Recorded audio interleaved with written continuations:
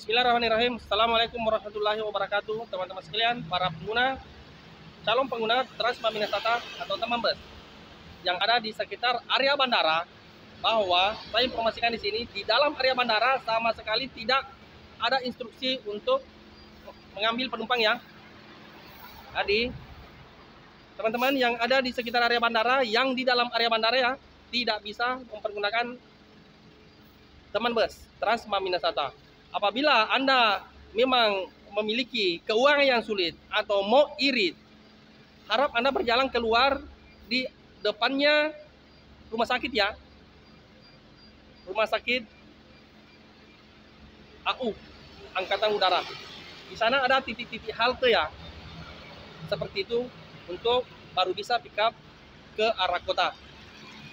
Bagaimana dengan teman-teman sekalian yang ada dari arah luar mau masuk bandar ya, ada titik halte pas ujung sana ya, di dekat bundaran ya, ada titik halte. Jadi apabila Anda mempergunakan angkutan umum yang lain, Anda bisa turun di luar sana, baru berjalan sedikit di area halte di sana, di jalan masuk area bandar ya, bagian luar dekat bundaran ya, dekat air mancur, kalau berfungsi air mancurnya.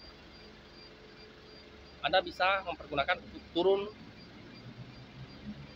di luar sana dan mengganti mobil teman bus untuk masuk di area bandara. Teman-teman sekalian, perlu juga saya informasikan bahwa bagi Anda yang belum mendownload aplikasi teman bus, segera download ya. Segera download dan login di sana, karena semua informasi-informasi dari teman bus Kota Makassar ada di sana ya. Mulai dari koridor 1, 2, 3, dan 4.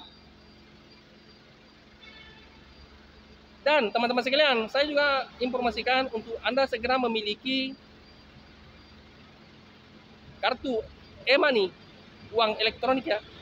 Walaupun pada saat ini, pada saat Anda scan barcode di situ, masih nilainya Rp0, namun saya informasikan itu adalah suatu kewajiban ya. Di samping mempergunakan scan barcode dari aplikasi teman bus, akan kita selalu ingatkan untuk memakai atau mempergunakan uang elektronik ya. Demikian teman-teman sekalian, sekali ya di area bandara ini. Billahi taufiq wal hidayah. Assalamualaikum warahmatullahi wabarakatuh. Tetap semangat.